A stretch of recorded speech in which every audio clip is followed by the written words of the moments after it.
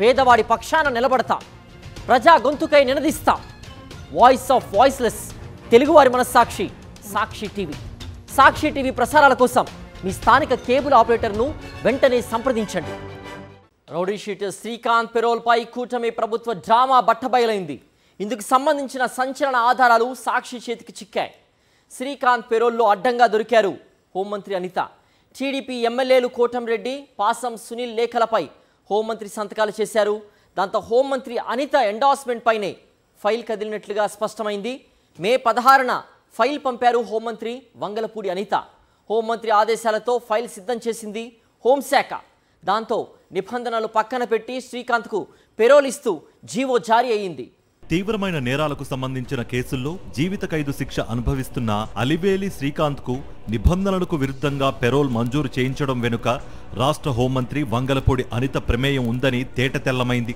అంతటి తీవ్రమైన నేరాల్లో శిక్ష పడిన అతనికి పెరోల్ మంజూరు చేయడం సాధ్యం కాదని హోంశాఖ joint secretary KV Kishore Kumar స్పష్టంగా తిరస్కరించిన హోంమంత్రి అనిత ఒత్తిడితోనే పెరోల్ మంజూరైందని స్పష్టమైంది.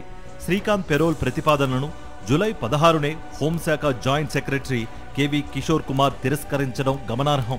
దీంతో మంత్రి బుకాయింపు బెడిసికొట్టింది.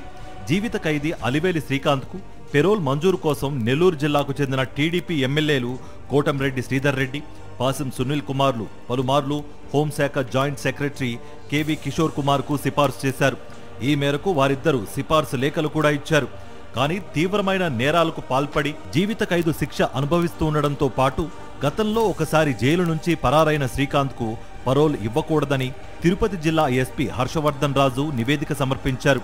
దాంతో శ్రీకాంత్కు పెరోల్ మంజూరు చేయాలన్న ప్రతిపాదనను కిషోర్ కుమార్ తిరస్కరించారు. ఈ మేరకు అధికారికంగానే జూలై 16న ఉత్తర్వులు జారీ చేశారు. అయితే ఆ ఇద్దరు ఎమ్మెల్యేలు పట్టుబట్టి మరోమారి హోంమంత్రి అనితపై ఒత్తిడి తెచ్చారు. ఈ క్రమంలో శ్రీకాంత్ సన్నిహితురాలు అరుణతో మంత్రికి డీల్ కుదుర్చారు.